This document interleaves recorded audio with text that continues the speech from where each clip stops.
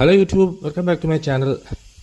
ഞാൻ പലതവണ മൂന്നാറിന് പോയിട്ടുണ്ട്. പക്ഷേ ഇതുവരെ ഗ്യാപ്പ് റോഡ് വഴി മൂന്നാർ പോയിട്ടില്ല. അതായത് കോട്ടയത്തു നിന്ന്, എൻ്റെ ഇവിടെ കോട്ടയത്തു നിന്ന് കുട്ടിക്കാനം വഴി ഏലപ്പാറ, അവിടുന്ന് കട്ടപ്പന, നെടുങ്കണ്ടം, ഉടുമ്പൻചോല, പൂപ്പാറ, ശാന്തമ്പാറ, ഇങ്ങനെ ചിന്നക്കനാൽ വഴി മൂന്നാർ. ഞാൻ ഇതുവരെ പോയിട്ടില്ല. ഗ്യാപ്പ് റോഡ് നല്ല രസമാണെന്നൊക്കെ പറഞ്ഞ് ഇഷ്ടംപോലെ പറഞ്ഞു കേട്ടിട്ടുണ്ട്, യൂട്യൂബിലൊക്കെ കണ്ടിട്ടുണ്ട്. അപ്പം ഇന്ന് ആ റോഡിലാണ് ഞാൻ പോകുന്നത്. ഞാൻ രാവിലെ വെളുപ്പിന് 4:45 വീട്ടിൽ നിന്ന് ഇറങ്ങിയ കുറേ ദിവസങ്ങളായിട്ട് ഭയങ്കര മടുപ്പും ബുദ്ധിമുട്ടും കാര്യങ്ങളൊക്കെ ആയിട്ട് ഇങ്ങനെ പോകും. അപ്പോൾ എല്ലാവർക്കും ബുദ്ധിമുട്ടും കാര്യങ്ങളൊക്കെ ഉണ്ട്. അപ്പം ഓരോരുത്തർക്കും ഓരോ രീതിയിലാണല്ലോ ഇതൊക്കെ ഒന്ന് മറികടക്കാൻ ശ്രമിക്കുന്നത്. ഞാൻ പിന്നെ മടുത്ത് വേർതിരിക്കുമ്പോൾ എങ്ങോട്ടെങ്കിലും ബൈക്ക് എടുത്തിറങ്ങും, അല്ല സ്കൂട്ടർ എടുത്തിറങ്ങും. എനിക്ക് സ്കൂട്ടറാണ് ഉള്ളത്. എൻ്റെ ബൈക്ക് കുറേ നാളായിട്ട് കേടായിരുന്നു, അങ്ങനെ ഇരിക്കുന്നു. ഞാനിപ്പോൾ ഇന്ന് സ്കൂട്ടറും കൊണ്ട് ഇറങ്ങി. എൻ്റെ എല്ലാം ഒന്നും മറക്കാം. നമുക്കൊരു വഴിക്കങ്ങ് വിട്ടങ്ങ് പോകണം. നമ്മുടെ നാട് വിട്ടു പോയി കഴിഞ്ഞാൽ പിന്നെ ആ നാട്ടിലുള്ള കുറേ കാര്യങ്ങൾ, അത് എത്ര ബുദ്ധിമുട്ടുള്ളതാണെങ്കിലും കുറേ നേരത്തേക്കെങ്കിലും നമ്മൾ മറന്നുപോകും. അപ്പോൾ അങ്ങനെയാണെന്ന് മടുപ്പ് മാറ്റാൻ വേണ്ടിയാണ് സത്യത്തിൽ ഇറങ്ങിയത് തന്നെ. എല്ലാവരുടെയും മെയിൻ പ്രശ്നമായ സാമ്പത്തിക ബുദ്ധിമുട്ടൊക്കെ തന്നെയാണ്. എനിക്കും സാമ്പത്തികമാണല്ലോ എല്ലാത്തിനും അടിസ്ഥാനം. പറയുമ്പോൾ പറയും, പൈസ ഇല്ല എന്നാ കുഴപ്പം, പൈസ മണി ക്യാനോട്ട് ബൈ ഹാപ്പിനെസ് എന്നൊക്കെ പറയും. ഇതൊക്കെ നമുക്ക് പറയാൻ കൊള്ളാം. എന്ത് കാര്യത്തിനും മണി വേണം, പണമില്ലെങ്കിൽ പിണം. ഇതാണ് അവസ്ഥ. അത് കാര്യത്തിൽ അടുക്കുമ്പോഴേ നമുക്ക് മനസ്സിലാകത്തുള്ളൂ.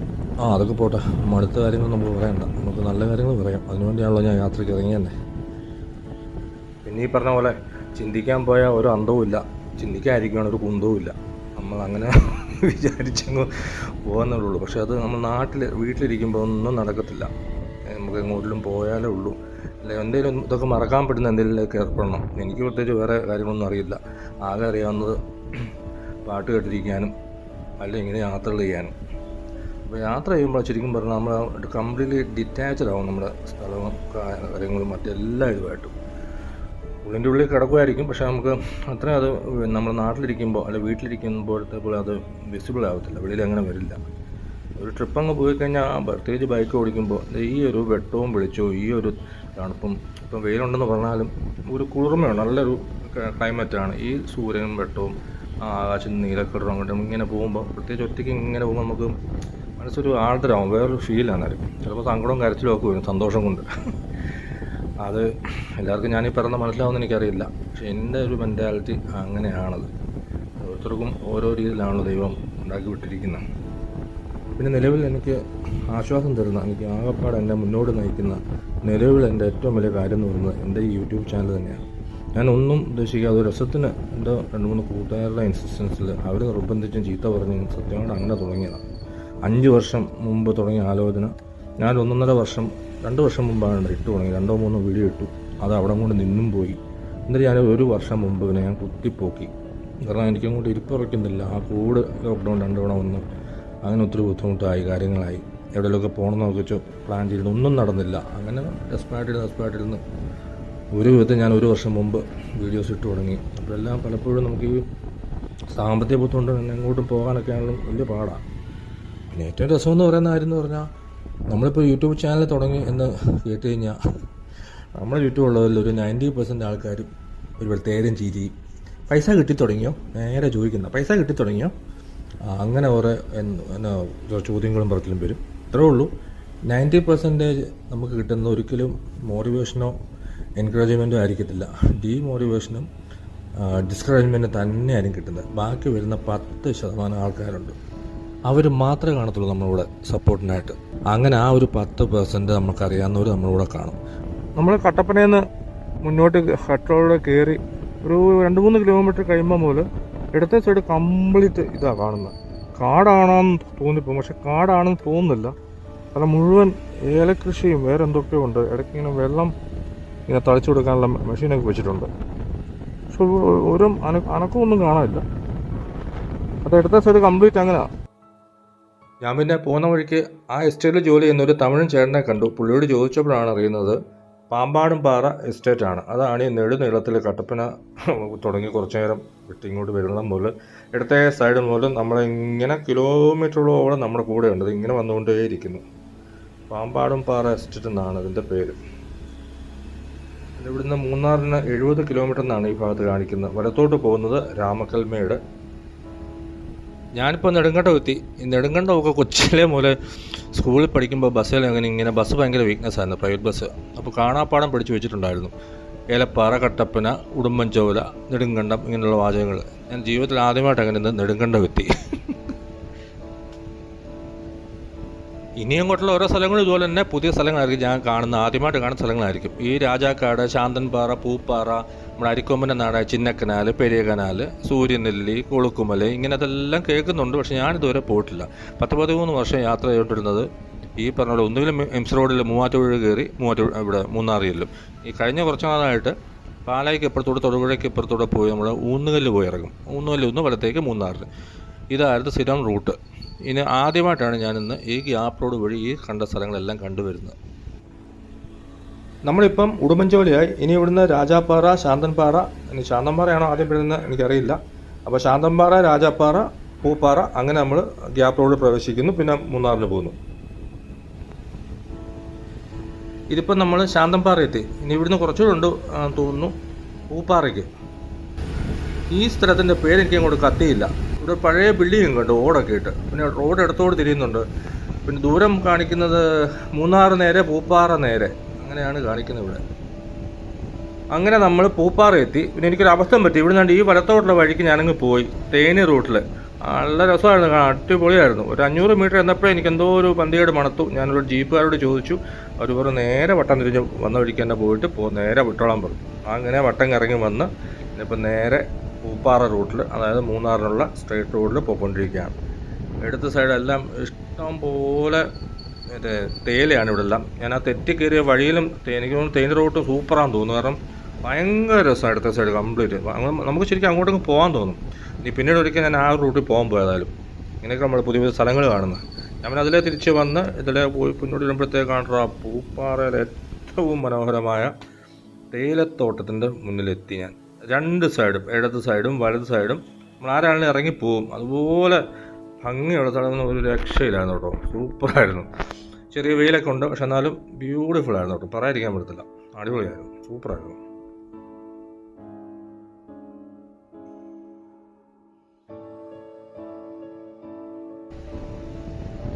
നമ്മൾ ഇപ്പോൾ എത്തിയിരിക്കുന്ന സ്ഥലത്തിൻ്റെ പേര് മൂലത്തുറ എന്നാണ്.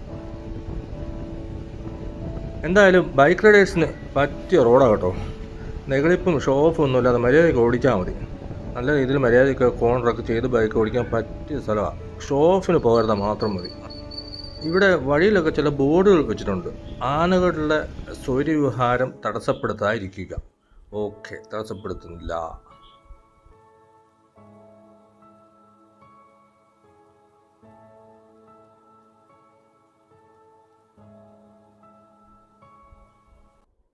യാത്രകൾക്കിടയിൽ നമ്മുടെ മനസ്സ് ഇങ്ങനെ തരളിതമാകുന്നത്, ആർദ്രമാകുന്നത് ഇതുപോലുള്ള സ്ഥലങ്ങളിലെത്തുമ്പോൾ.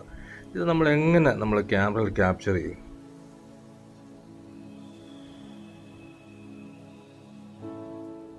നമുക്ക് ഈ സ്ഥലത്ത് കണ്ടു കഴിഞ്ഞാൽ എനിക്കിതിനകത്തൂടെ എനിക്കറിയില്ല, എനിക്കെന്തായാലും നേരിട്ട് കാണാനുള്ള ഭാഗ്യം ഉണ്ടായത് ഇത്തരം സ്ഥലങ്ങൾ. പക്ഷേ നമ്മൾ കണ്ണുകൾ കൊണ്ട് കാണുന്ന ആ ഒരു സുഖം ക്യാമറയിൽ കൂടെ കാണുമ്പോൾ കിട്ടുന്നുണ്ടോ എനിക്കറിയില്ല. എനിക്ക് തോന്നാറുമില്ല. ഞാൻ പിന്നെ ഇത് വലിയ ടി വിയിലെല്ലാം ഇട്ട് കാണാറുണ്ട് ഇത്ര സ്ഥലങ്ങൾ. ഒന്നുകൂടെ നമ്മളെടുക്കുന്ന മൊബൈലിലെ യൂട്യൂബ് വീഡിയോസ് കാണാനൊക്കെ. അതല്ലാതെ ഇതെങ്ങനെ ക്യാപ്ചർ ചെയ്താവും ഇത്ര സ്ഥലങ്ങൾ? ക്യാമറ കിട്ടുമോ? എന്തായാലും ഇതൊക്കെ കൺകുറുക്കാൻ നേരിട്ട് കാണാനുള്ള ഭാഗ്യം, അത് തന്നെ വലിയൊരു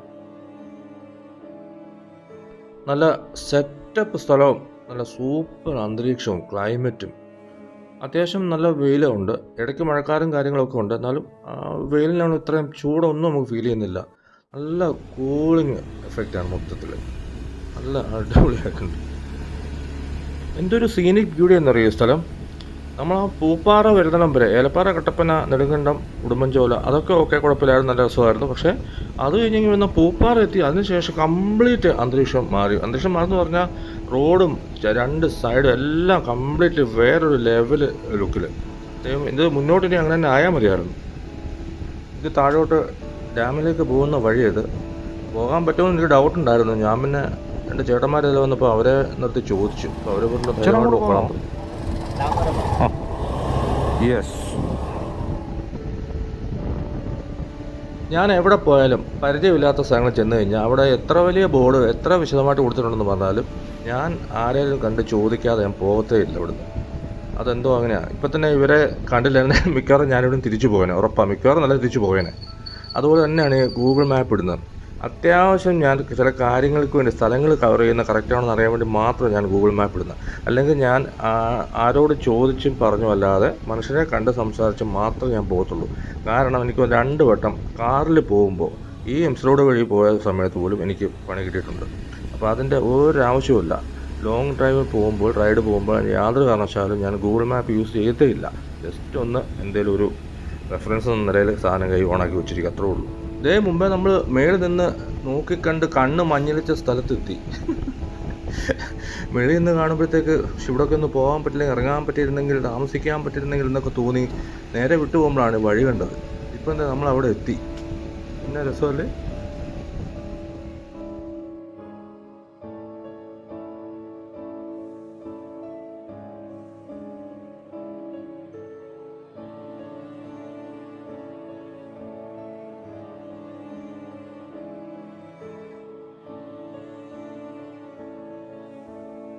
നമ്മുടെ മുമ്പേ അങ്ങ് ആ ടോപ്പിൽ നിന്നാണ് ഡാം കണ്ടത്. ഇനി ഇവിടുന്ന് കുറച്ച് മുന്നോട്ട് പോകണം.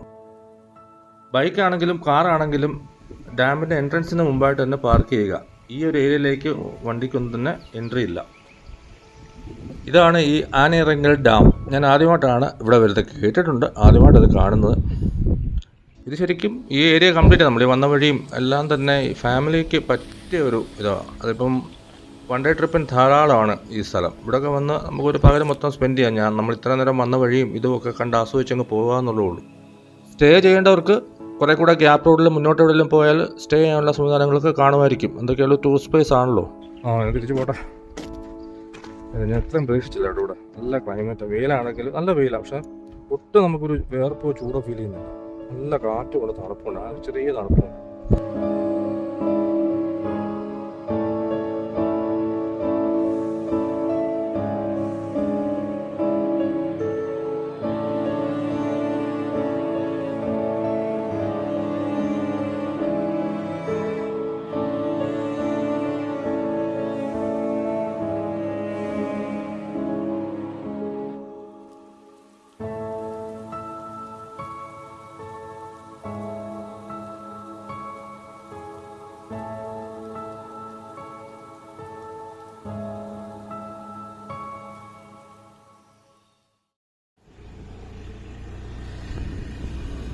എൻ്റെ എടാ, ഇത്രയും നേരം വന്ന സ്ഥലങ്ങൾ എന്തായിരുന്നു.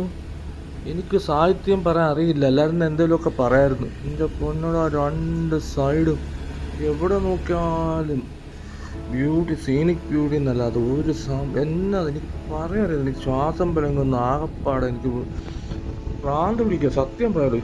ഇത്രയും മനോഹരമായൊരു പാത, എൻ്റെ ദൈവമേ. നോക്കിക്കേ, എന്നാ ആകാശത്തിൻ്റെ കളറും വെട്ടവും. അത്യാവശ്യം വെയിലുണ്ടെന്ന് പറഞ്ഞപ്പോൾ നമുക്ക് ഒട്ടും ഒരു ചൂട് ഫീൽ ചെയ്യുന്നില്ല, തണുപ്പും.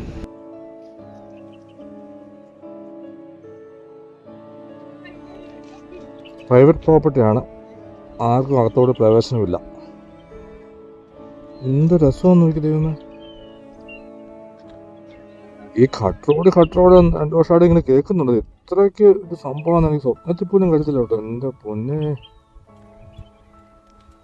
അങ്ങോട്ട് കിടക്കുന്നുള്ളൂ ബാക്കി ഭാഗം.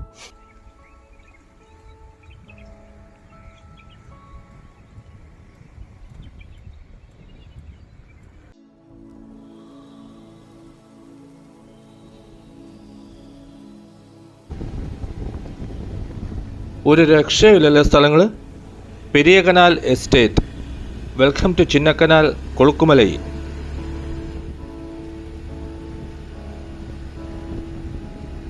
This route is bike riders paradise എന്ന് തന്നെ പറയേണ്ടി വരും. അതുപോലത്തെ റോഡും അതുപോലത്തെ വ്യൂവും ക്ലൈമറ്റും. ഇത്രയും സെറ്റപ്പ് റൂട്ട് ബൈക്ക് റൈഡേഴ്സിൻ്റെ കേരളത്തിൽ വേറെ കാണുമെന്ന് എനിക്ക് തോന്നുന്നില്ല. എന്നാ രസം ഇവിടെ. എനിക്കാണെങ്കിൽ ഇപ്പം ബൈക്ക് എടുത്ത് വരാൻ പറ്റുന്നതിൻ്റെ വിഷമമായി. ഇപ്പോൾ ഇവിടെ വന്നപ്പോഴത്തേക്ക് സ്കൂട്ടറും കൊണ്ടാണ് വന്നത്. എൻ്റെ ബ്രദറിൻ്റെ ബൈക്കാണ് ആക്സിഡൻറ്റും ആയി, BMW. സ്ക്രാം വേണം, അവന് യൂസ് ചെയ്യാനും വേണം. ഞാനിതാണ് സ്കൂട്ടറും കൊണ്ടാണ് വന്നത്. ആ പോകുന്ന ബ്രോയുടെ പോക്ക് കണ്ടിട്ട് അസൂയായിരുന്നു. 100 കൊടുത്തുമായിരുന്നു ബ്രോ. ഈ റൂട്ടിൽ നമുക്ക് എവിടെ വേണമെങ്കിലും നിർത്താൻ പറ്റും കേട്ടോ. അതായത് അവിടെ എവിടെയൊക്കെ കടകൾ കാണാം, പിന്നെ റെസ്ട്രിക്ഷൻസ് ഇല്ല. നമുക്ക് എവിടെ തുറസാതെ ഇങ്ങനെ വളഞ്ഞ് നീർന്ന് കിടക്കും. എന്തോ സ്ഥലം നോക്കി നമുക്കിങ്ങനെ വണ്ടി വിട്ടുപോകാൻ പറ്റത്തില്ല. വണ്ടി നിർത്തിപ്പോവും. ഓരോരുത്തർ നിർത്തി ഫോട്ടോ വീഡിയോ എടുക്കും. തൊട്ടടുത്ത സ്ഥലത്ത് വരുമ്പോൾ പിന്നെ അത് തന്നെ എടുക്കും. ഇങ്ങനെ തന്നെ ഇറങ്ങിയും കയറി ഈടാ ഒരു രക്ഷയില്ല. എൻ്റെ പൊന്നെ, എൻ്റെടാ, ഞാൻ എൻ്റെ ലൈഫിൽ കേരളത്തിൽ ഇതുപോലെ മനോഹരമായൊരു റൂട്ടിൽ ഞാൻ പോയിട്ടില്ല. അതോ ഇതുപോലെ വേറെ സ്ഥലങ്ങളുണ്ട് നമ്മുടെ കേരളത്തിൽ? എനിക്കിത് വിശ്വസിക്കാൻ പറ്റുന്നത് നമ്മുടെ കേരളത്തിലാണെന്ന് ഈ റൂട്ട് നമ്മുടെ കേരളത്തിലാണെന്ന് എനിക്ക് വിശ്വസിക്കാൻ പറ്റുന്നില്ല. ഞാൻ ഇതിലെല്ലാം പോയിട്ടുണ്ട് വർഷങ്ങളായിട്ട്. പക്ഷേ ഇത്രയും വലിയ റൂട്ട് ഇത് കേരളം തന്നെയാണോ?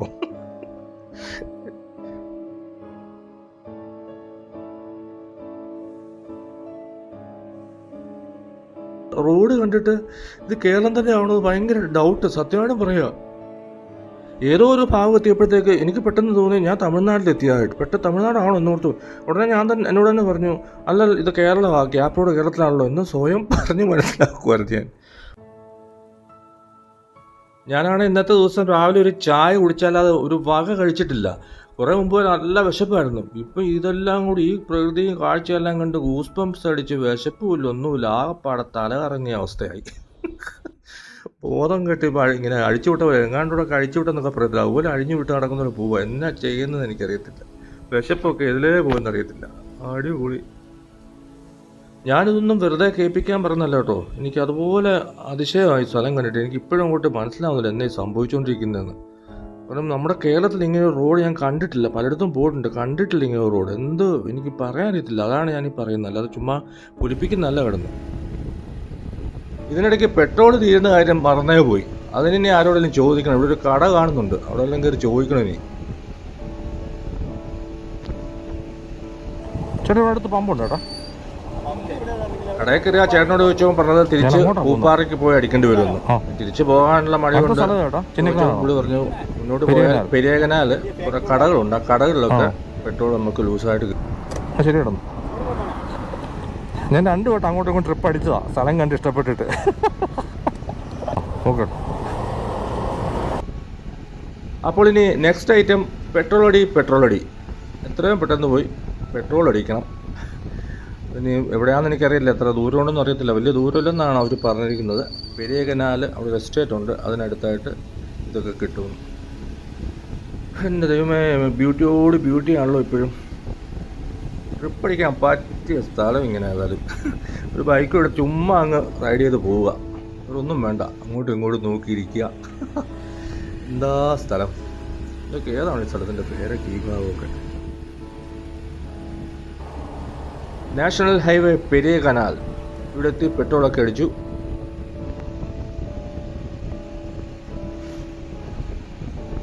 വണ്ടിക്കുള്ള പെട്രോളൊക്കെ അടിച്ചു. പക്ഷേ എനിക്ക് ആ പോയ വിശപ്പൊന്നും ഇതുവരെ തിരിച്ചു വന്നിട്ടില്ല. ഞാനിപ്പോൾ തീരെ പയ്യ വണ്ടി ഓടിക്കുന്നത്. എനിക്ക് ഈ സ്ഥലത്തുനിന്ന് അങ്ങോട്ട് മുന്നോട്ട് വിട്ടുപോകാൻ മനസ്സനുഭവിക്കുന്നില്ല. ഇതെല്ലാം കൂടെ നഷ്ടപ്പെടുമെന്നുള്ള പേടി പോലെ.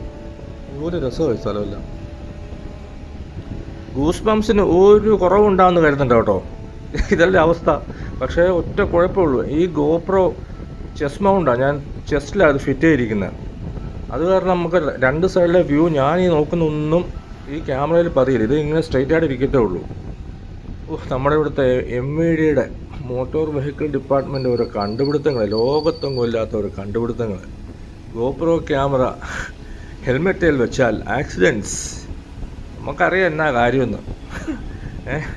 അവനൊന്നും പറയുന്നില്ല ഇപ്പോൾ ഇവിടെ.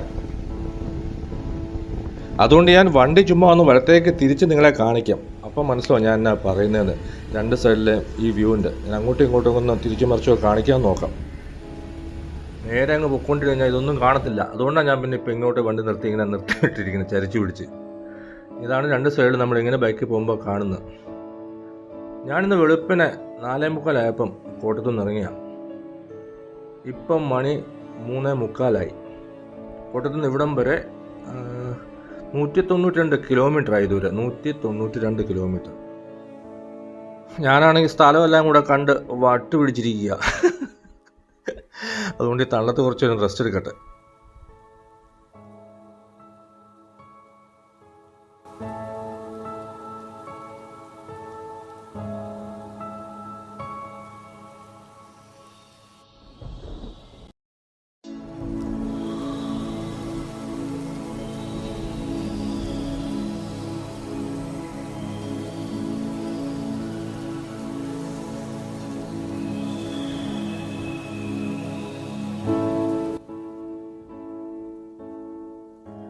കുളുക്കുമലൈ വലത്തോട്ട്, സൂര്യനെല്ലി വലത്തോട്ട് 6 കിലോമീറ്റർ, മൂന്നാർ നേരെ, ദേവികുളം നേരെ. ഈ മൂന്നാർ ഒഴികെ ഈ പറഞ്ഞ സ്ഥലങ്ങളൊന്നും ഞാൻ പോയിട്ടേ ഇല്ല. സോ അവിടെ വരെ വെറുതെ ഒന്ന് പോയി നോക്കാം. കുളുക്കുമലയ്ക്ക് എന്തായാലും 2 വീലറും കൊണ്ട് പോകാൻ പറ്റത്തില്ല. സൂര്യനെല്ലി വരെ പോയിട്ട് തിരിച്ചിങ്ങി പോരും. ഇങ്ങോട്ട് കയറിയപ്പം റോഡ് പന്തികേടാന്ന് തോന്നുന്നു. അവിടെ ഇവിടെ എല്ലാം കുണ്ടും കുഴിയൊക്കെയാണ് കയറിയപ്പോൾ തന്നെ. ഇനി മുന്നോട്ട് പോകുന്ന വഴി ഇങ്ങനെ ആണെങ്കിൽ വലിയ പാടായിരിക്കും ആ മുന്നോട്ടുള്ള പോക്ക്.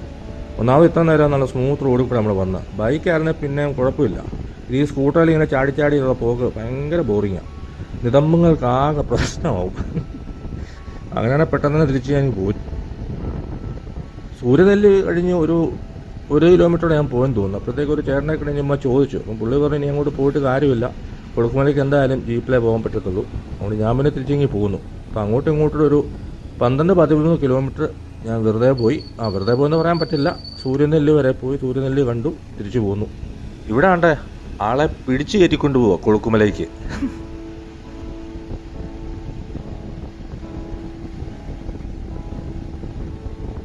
10-12 കിലോമീറ്റർ ബോറടിച്ച് വേസ്റ്റാക്കിയപ്പോഴത്തേക്ക് പോയ വിശപ്പല്ല അതുപോലെ തിരിച്ചെത്തി. നല്ല വിശപ്പായി. ഇതൊരു വ്യൂ പോയിന്റ് ആണെന്ന് തോന്നുന്നു കണ്ടിട്ട്. ഇവിടെ നിന്ന് ഇറങ്ങി നോക്കട്ടെ. ഇവിടെ ഒന്ന് കുറച്ച് നേരം നിൽക്കാം. ഓടിച്ചോടിച്ച് ക്ഷീണിച്ചു. രസമുണ്ട് ഇവിടെ ഇങ്ങനെ നേരെ നോക്കാല്ലേ.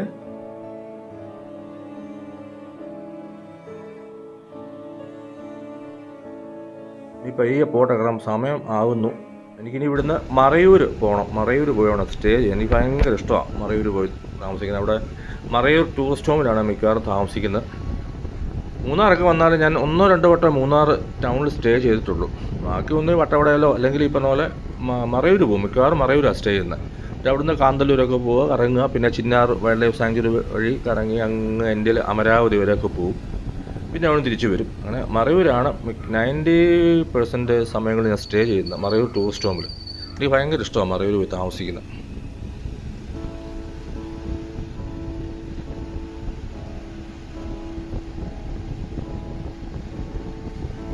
ഈ ഒരു റോഡിലൂടെ തന്നെ അങ്ങോട്ടും ഇങ്ങോട്ടും ഒക്കെ ആണല്ലോ നമുക്ക് റൈഡ് ചെയ്ത്, അല്ലെങ്കിൽ കാറിനാണെങ്കിലും ഫാമിലിയായിട്ട് വന്നുമൊക്കെ നമുക്ക് ഇഷ്ടംപോലെ സ്ഥലങ്ങളുണ്ട് കയറി ഇറങ്ങി കാണാനും പോകാനും ഒക്കെ. പിന്നെ ഈ മെയിൻ റോഡ് കൂടാതെ ബൈ റോഡ്സിലൂടെ എവിടെയെങ്കിലുമൊക്കെ കയറി പോകാൻ പറ്റുവാണെങ്കിൽ നമ്മൾ അങ്ങോട്ടൊക്കെ പോവുക. പ്രത്യേകിച്ച് ബൈക്കിലോ സ്കൂട്ടറൊക്കെ നമുക്ക് ഒന്നുകൂടെ ഈസി ആയിരിക്കും. കയറാൻ നമുക്ക് റെസ്ട്രിക്ഷൻസ് ഇല്ലാത്ത സ്ഥലങ്ങളാണെങ്കിൽ എവിടെയെങ്കിലുമൊക്കെ അതുപോലെ കാഴ്ചകൾ കാണാൻ ഇഷ്ടംപോലെ കാണും ബൈ റോഡ്സിലോട്ട് ഉള്ളിലോട്ട് പോയാൽ. നമ്മളിപ്പോൾ ഈ കാണുന്ന ഈ മലയും കുന്നും തേയിലക്കാടിൻ്റെ എല്ലാം ഇതിൻ്റെ ഇടവഴി നമുക്ക് പോകാൻ പറ്റുവാണെങ്കിൽ എന്ത് രസമായിരിക്കും അത്. ഇപ്പോൾ ഇങ്ങനെ കണ്ടുപോകുമ്പോൾ രസമാണ്. പക്ഷേ ഇതുപോലുള്ള സ്ഥലങ്ങളിൽ നമുക്ക് ഇറങ്ങി പോകാൻ പറ്റുന്ന സ്ഥലങ്ങൾ വരും. അതൊക്കെ ഞാൻ പറഞ്ഞു വന്നത്, ഒരു 1 ഡേ ഫാമിലി ട്രിപ്പിന് അല്ലെങ്കിൽ റൈഡേഴ്സിനാണെങ്കിലും ആർക്കാണെങ്കിലും ഒരു 1 ഡേ ട്രിപ്പിന് പറ്റിയൊരു റൂട്ട് തന്നെയാണിത്.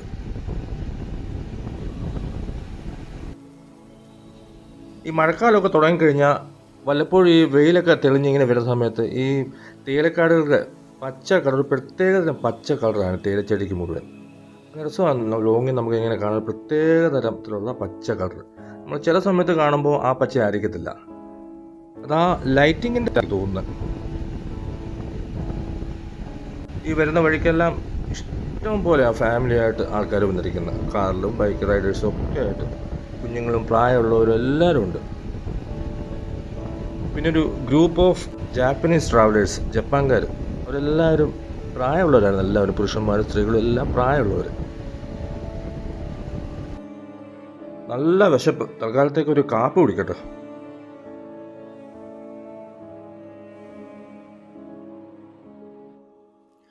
ഞാൻ ഈ കടയിലെ ചേട്ടന്മാരോട് ചോദിക്കുകയായിരുന്നു ഈ റോഡ് ഇതിൻ്റെ അവസ്ഥ നേരത്തെ എങ്ങനെയായിരുന്നെന്ന്. അപ്പോൾ അവർ പറഞ്ഞത് 2 വർഷം പോലും ആയതേ ഉള്ളൂ ഇങ്ങനെ ആയിട്ട്. ഇത് നാഷണൽ ഹൈവേ ആണ്. അപ്പോൾ ഇതിനു മുമ്പ് വളരെ നാരോ ആയ റോഡ് മാത്രമായിരുന്നു ഇത്. ആ റോഡിലാണ് ഇപ്പം ഈ ചായക്കട ഇരിക്കുന്നതെന്ന് പറഞ്ഞത്. ഇഷ്ടംപോലെ തൊഴിലാളികൾ താമസിക്കുന്ന ലയങ്ങളും തേയിലത്തോട്ടങ്ങളും എല്ലാം വരുന്ന വഴിക്കെല്ലാം എത്ര കണ്ടാലും മതിയാവത്തില്ല. നോക്കി, ഒരു രക്ഷയില്ലാത്ത ഒരു റൂട്ടായിപ്പോയി.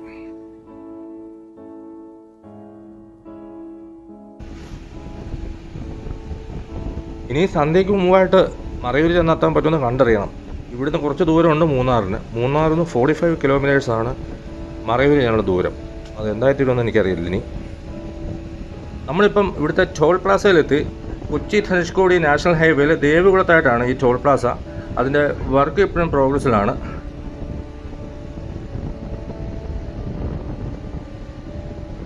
ഇടുക്കി ജില്ലയിലെ ആദ്യത്തെ ടോൾ പ്ലാസയാണിത്. നമ്മളിപ്പം ദേവികുളമായി. ഇനി ഇവിടുന്ന് 7 കിലോമീറ്റർ ഉണ്ട് മൂന്നാറിന്. അവിടെ ഒരു വലിയ ബോർഡ് കണ്ടു, ദേവികുളം എന്ന് പറഞ്ഞ്. കുറച്ച് മുന്നോട്ട് നിന്നപ്പോഴത്തേക്ക് മറ്റൊരു ബോർഡ് വലത്തേക്ക്, ദേവികുളം. അതെന്താണെന്ന് എനിക്ക് മനസ്സിലാവുന്നില്ല. അത് അറിയാവുന്നവർ അതൊന്ന് പറഞ്ഞു തരിക എനിക്ക്. രാവിലെ മനസ്സുമെടുത്ത് വീട്ടിൽ നിന്ന് ഇറങ്ങിയതാണ്. അന്നോർത്ത് മൂന്നാറിന് പോയേക്കാം, എന്നാൽ ഒന്ന് മാറിപ്പോകാം, ഒരു വഴിയൊന്ന് മാറ്റി പിടിക്കാം. പക്ഷെ അത് ഇത്രയും വലിയൊരു അന്യായ മാറ്റമായിപ്പോന്ന് ഞാൻ സ്വപ്നത്തിൽ വിചാരിച്ചില്ല. One of the best rides I've ever had in my life. ഇതിനിടെ നമ്മുടെ ചിന്നക്കനാലൊക്കെ എന്ത് ചെയ്യും? അതോ കഴിഞ്ഞോ? അതോ ആവുന്നേ ഉള്ളൂ? ഇത്രയും നേരമായിട്ടും അങ്ങനൊരു സംഭവം ശ്രദ്ധയപ്പെട്ടില്ല കേട്ടോ. അതോ ഇനി മിസ്സായോ? Kilometres and kilometres of absolute beautiful places ഇങ്ങനെ നീണ്ട് നിവർന്നും വളഞ്ഞും പുളഞ്ഞും കിടക്കും. സമയം ഇപ്പം വൈകിട്ട് 5:30 കഴിഞ്ഞു. വെട്ടമൊക്കെ താന്നു തുടങ്ങി. ഇനി എൻ്റെ മറയൂർ പോക്കിനി എങ്ങനെയായിത്തീരുമെന്ന് അറിയില്ല. ഓടിച്ചിട്ട് മൂന്നാറാകുന്നില്ല. വിശപ്പും ദാഹവും ഒക്കെ നല്ലതായിട്ടായിട്ടുണ്ട്. കയ്യിലിരുന്ന വെള്ളവും തീർന്നു. ഇതുവരെയാണ് ഒന്നും കഴിച്ചിട്ടുമില്ല ഇന്നത്തെ ദിവസം. 1-2 കാപ്പിയിലാണ് നിൽക്കുന്നത്. ഈ നല്ല സ്ഥലങ്ങളെല്ലാം കണ്ട് മരച്ച് മനസ്സ് മരവിച്ച് തലയും കറങ്ങി. സത്യമായിട്ട് പറയാം കേട്ടോ, ഭയങ്കര രസമായിരുന്നു ഈ സ്ഥലം. ഇപ്പോഴും എല്ലാം മുടക്കൊണ്ടെന്ന് നോക്കിയ സ്ഥലത്തിൻ്റെ ഭംഗിക്ക്. വരുന്ന വഴി മുഴുവൻ ഇങ്ങനെ കയറി ഇറങ്ങിയാണ് ഈ സമയം മുഴുവൻ ഇങ്ങനെ പോകുന്നത്. ഈ സമയം പോകുന്നു എന്ന് പറയാൻ പറ്റില്ല നമുക്ക്, കാരണം കാഴ്ചകൾ കാണാനും ആസ്വദിക്കാനുമാണല്ലോ ഞാൻ ഇറങ്ങിയത് തന്നെ. അതൊക്കെ ഓക്കെ ആയി. പക്ഷേ ഇരുട്ടത്തിന് മുമ്പായിട്ട് എനിക്ക് മറയൂർ ചെല്ലാൻ പറ്റുമെന്ന് പറഞ്ഞു. ഞാൻ രാത്രിയിൽ 2 വീലറിലൊന്നും ആ റൂട്ടിൽ പോയിട്ടില്ല. എന്തായാലും ആനയൊക്കെ ഇറങ്ങുന്ന സ്ഥലങ്ങളൊക്കെ ഉണ്ട് മറയൂരിനും മൂന്നാറിനും ഇടയ്ക്കായിട്ട്. അതുകൊണ്ടാണ് ഞാൻ ലാസ്റ്റ് സമയമാകുമ്പോൾ ഈ ധൃതി പിടിക്കുന്നത്. അതിന് എങ്ങനെ ആയിത്തീരും എന്നുള്ളതാണ്. അങ്ങോട്ട് ചെല്ലുമോ അതോ ഇനിയും മൂന്നാർ റൂമെടുത്ത് സ്റ്റേ ചെയ്യേണ്ടി വരുമോ എന്നാണ് ഇപ്പോൾ എൻ്റെ ഒരു തോന്നൽ. ഇപ്പം എന്തേ അടുത്ത വ്യൂ പോയിൻ്റ് പിന്നെ ആയി. ഇതൊക്കെ കണ്ടു കഴിഞ്ഞാൽ എങ്ങനെ നമ്മൾ നിർത്താതിരിക്കുന്നത്? ഇവിടെയൊക്കെ ഇറങ്ങിയാൽ നമ്മൾ ഇവിടെ ഒരു 10 മിനിറ്റ് ഇവിടെ പോയി. ഈ ഒരു ആകാശത്തേക്ക് നോക്കിയിരിക്കുമ്പോൾ നമുക്ക് കിട്ടുന്നൊരു ഫീലില്ലേ, ഈ പ്രത്യേക ഒരു വെട്ടവും ഇരുട്ടും എല്ലായിട്ട് നമ്മളിങ്ങനെ അതിലേക്ക് നോക്കി ഇങ്ങനെ വിദൂരത്തിലേക്ക് കണ്ടുനിട്ടിരിക്കുന്ന ഒരു പ്രത്യേക ഒരു മൂടാ സമയത്ത്. കുറച്ച് മുന്നോട്ട് നിന്നപ്പോഴത്തേക്ക് നല്ല മഴ തുടങ്ങി. പിന്നീട് അങ്ങോട്ട് പോകുന്ന വഴിക്കെല്ലാം കുറച്ച് അവിടെ എല്ലാം എനിക്ക് കയറി ഇറങ്ങി നിൽക്കേണ്ടി വന്നു. കാരണം ജാക്കറ്റും എടുത്തിട്ടില്ല. പിന്നെ കടലിൽ കയറി നിന്നു. രസമായിരുന്നു. മഴ പെയ്തപ്പോഴത്തേക്ക് നല്ല കോടയും. ഇത്രയും നേരം ആകെ ഒരു കുറവുണ്ടായിരുന്ന കോടയായിരുന്നു. ഞാനത് ചിന്തിച്ചു പോലും ഇല്ലായിരുന്നു. കാരണം കോട ഇല്ലെങ്കിലും അതിമനോഹരമായിരുന്നു. വന്ന വഴി മുഴുവൻ അടിപൊളിയായിരുന്നു. പക്ഷേ ഇവിടെ ആ കോട വന്നപ്പോഴത്തേക്ക് വേറൊരു ഭംഗിയായി. ഇപ്പോൾ നോക്കിയേ എന്ത് രസമെന്ന് നോക്കിയേ. 2-3 ഇടത്തായിട്ട് എനിക്ക് വണ്ടി നിർത്തേണ്ടി വന്നു.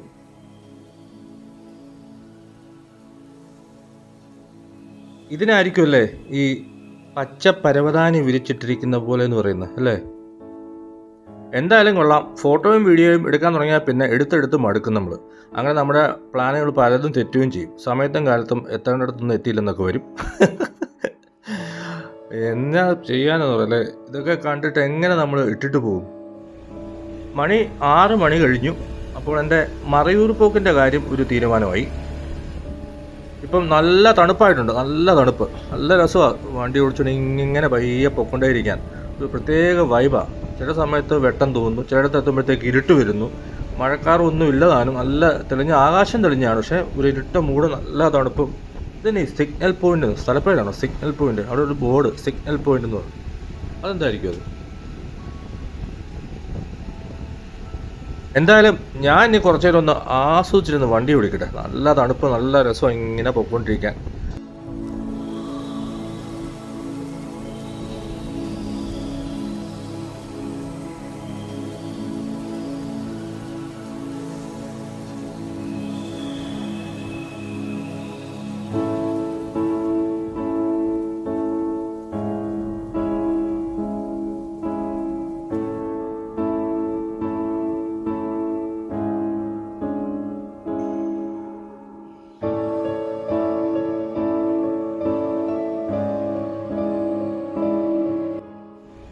നമ്മൾ മൂന്നാർ എത്താറായി. പക്ഷേ ഇത് മൂന്നാറിൻ്റെ ഏത് ഭാഗത്തേക്കാണ് ചെല്ലുന്നതെന്ന് എനിക്ക് ഒരു ഐഡിയയും കിട്ടുന്നില്ല.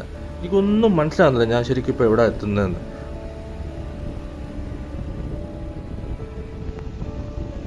ആ ചേട്ടനോട് ചോദിച്ചു കഴിഞ്ഞപ്പോഴാണ് കറക്റ്റ് കാര്യം മനസ്സിലാവുന്നത്.